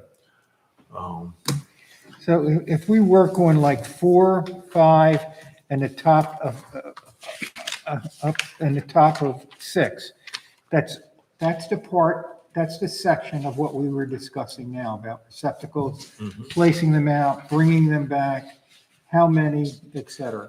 So if we look at them and maybe come up with a matrix of X bedroom, X receptacle, you know, X number of receptacles next time, and talk about labeling, how they should be labeled. well, we're not going to certainly solve it tonight. Oh, no, I'm Right. saying maybe next time if we look at that. I'm thinking that if we can agree to all come back to the next meeting with, say, five 5 known items that we can fix and craft some kind of language that would be relatively easy to enforce. I mean, we just can't get too far out there because like Linda said, how do you enforce it? We don't want to create a nightmare for Wes and Sheila, but we want, yeah, we want our town, and as the chairman of the planning board, I'll go to the next meeting and give the town council, the new council that's, going to be sworn in December. I'll stand up and say, look, we've got some issues here that we would like some help with. And would they be willing to, and I'll talk to the incoming mayor and get her take on how we need to go about doing this. But we need to get some type of representation from our group. I'm pointing my finger at Tony. You started this ball, and I'll be glad to jump in No, there too. I have no but problem from with town council and from staff. Yeah. I mean, get No Cliff problem. involved or Sheila, or we've got to bring in members of this group here, members of town council. I mean, we can have up to 2 per group without it being a public meeting, right? It wouldn't even be necessarily, yeah, that's correct, 2 per group. Yeah. 2 per group, yeah. Yeah, so if I'm not talking about creating a task force or anything. We've just got to come up with some common sense stuff that we can take to town council. And if we all can go back over this and figure out 5 easy steps to better life with trash issues, I think at the next meeting, there will have been a town council meeting. I will have talked to Elizabeth by then, the mayor, and hopefully we can get the ball rolling and get this thing, started anyway. Yeah. Because we haven't had this discussion. The town council hadn't, I know. I'd like you to consider asking the mayor and the police chief and the town manager to meet and discuss what role the police department may or may not play in enforcement. From what you said, notifications, they may or may not have time. That's not their highest and best use, obviously. To the point of writing littering citations to property owners. Yeah. What are they willing to do and what's appropriate, what do they have time for? Sure. So, because I don't want to project something to the police department to do without you guys having had that conversation. Without talking to them, yeah.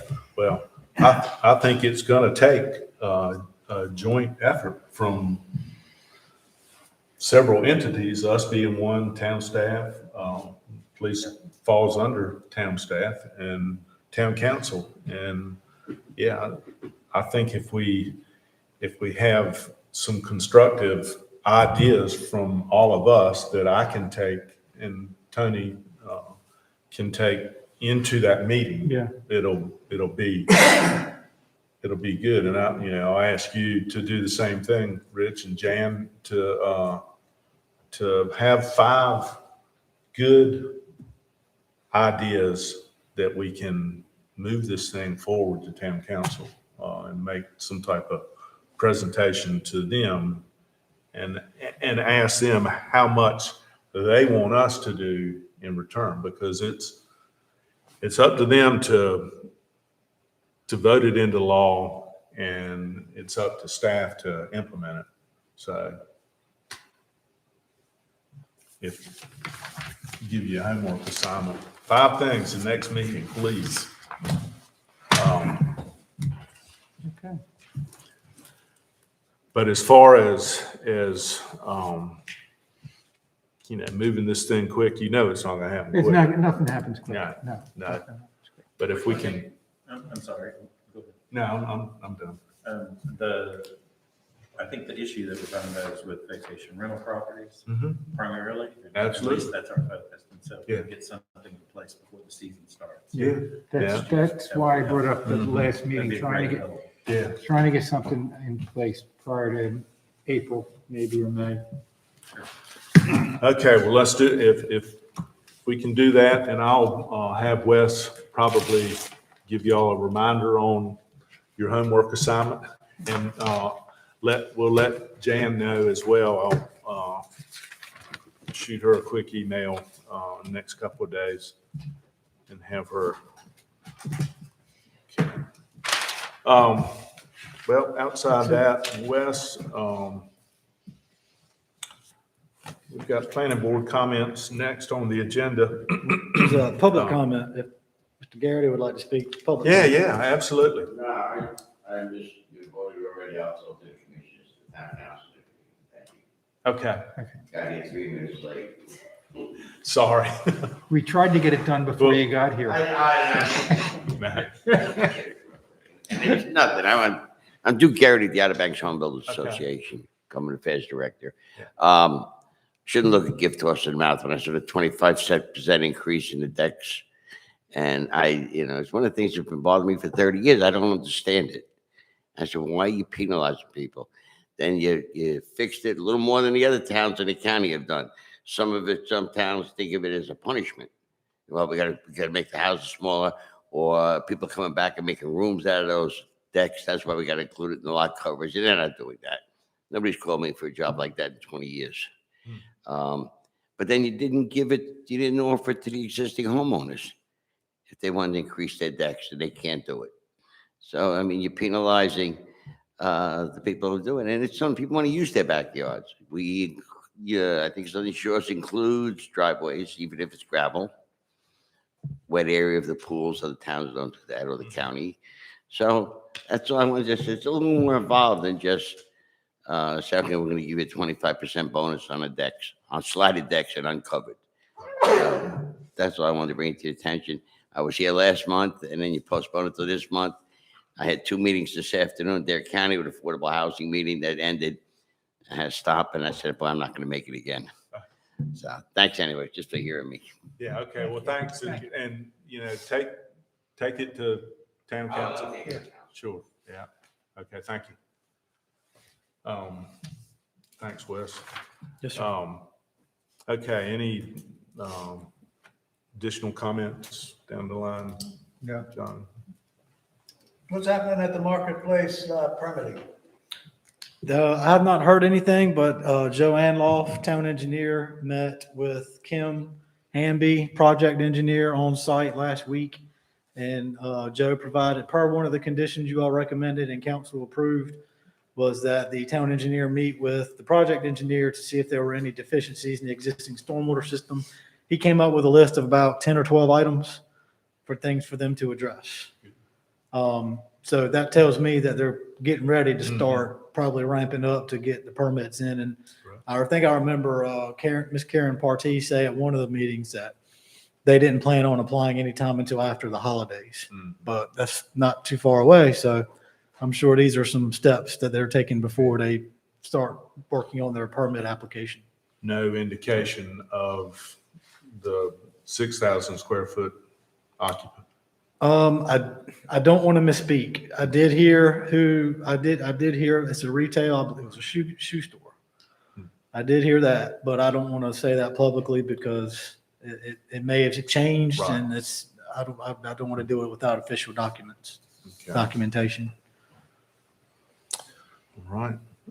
Well, have you got any announcements for us? The next scheduled meeting is December 20th. And I know you, Mr. Chairman, I know you're aware, but in case the remaining board members are not, at the last council meeting, the public hearing for the sign ZTA, town staff requested more time and that they not take any action on it. Following some discussion after you all had made your recommendation, we came up with and saw and understood, and folks from the public also brought to our attention that we might need to do a little bit more work. We might have been a few oversights, or things that would have, not, been ideal. So they did send it back to staff to make some further revisions, and then we'll bring it back to you all again. And at this point, I'm not sure when that's going to be, but it maybe December, maybe January. We'll see how it goes. Okay. And those are the only announcements that I have. And to ask, at the December 20th meeting, what time would you like that meeting to begin?